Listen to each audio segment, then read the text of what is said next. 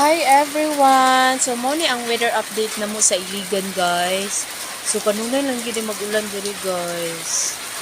So, tungod sa kabati sa panahon, guys, mo nang absent sa isa kong anak kay Kiting Lapuka, and then mo ni siya, guys. So, sus Mario, so kaluoy sa akong coral. Ano na update sa akong coral, guys. So, nagkatiwangwang na, guys. Ini din yung house, guys. Simple na kayo niya among house, no? Ano siya, guys. So, muna mag-kitchen. Iba na kayo ng sane, anak, guys. Insanan pa kayo na siya, guys. Ganyan siya, guys.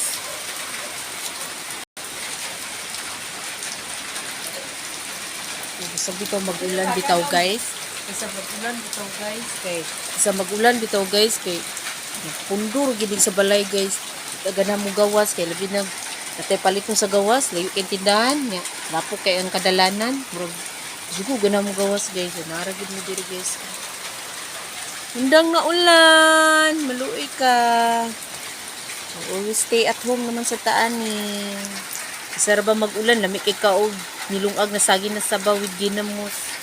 Kapida yun. So, mora to, guys.